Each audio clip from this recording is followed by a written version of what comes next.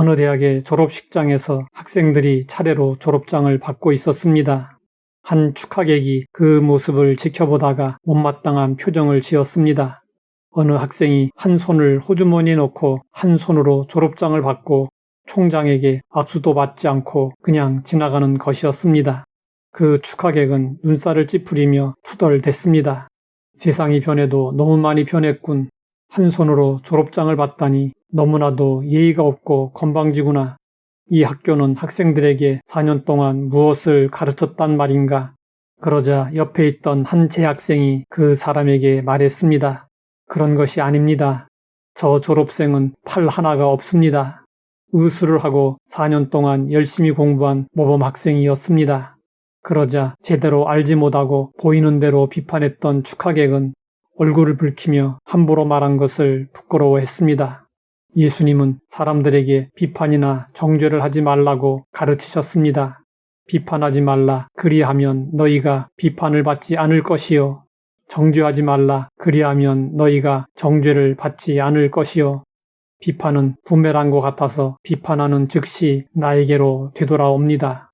그런데도 사람들은 습관적으로 남들을 너무나도 자주 비판합니다. 남을 비판할 수 있을 만큼 완전하지도 못하고 선하지도 않으면서 함부로 비판합니다. 바울 시대의 유대인들은 남을 판단하고 비판하는 일을 즐겼습니다. 율법을 지키는 자신이 남들보다 의롭고 선하다고 생각했습니다. 그들은 사람들 앞에서 자신의 의의를 과시하려고 남들을 깎아내렸습니다. 다른 사람들을 심하게 비판하는 사람일수록 자신의 의에 대한 우월감이 강합니다. 바울은 세상 사람들을 판단하기에 바빴던 유대인들을 향하여 말했습니다. 그러므로 남을 판단하는 사람아, 누구를 막론하고 내가 핑계하지 못할 것은 남을 판단하는 것으로 내가 너를 정죄함이니 판단하는 내가 같은 일을 행함이니라. 사람들은 자신도 같은 일을 하면서 왜 남들을 판단하는 것일까요? 자신의 죄는 보지 못하면서 남들의 죄는 잘 보기 때문입니다. 그래서 예수님은 말씀하셨습니다. 어찌하여 형제의 눈 속에 있는 티는 보고 내 눈 속에 있는 들보는 깨닫지 못하느냐. 그러므로 남들을 비판하기에 앞서 먼저 내 눈 속의 들보를 빼내야 합니다. 우리가 남을 판단할 수 없는 이유는 한두 가지가 아닙니다. 첫째, 우리는 모든 사실을 다 알지 못합니다. 둘째, 우리는 그 사람의 동기를 완전히 이해하지 못합니다. 셋째, 우리는 완전히 객관적으로 사고할 수 없습니다. 넷째, 우리는 그 상황에 있지 않아서 정확하게 알 수 없습니다.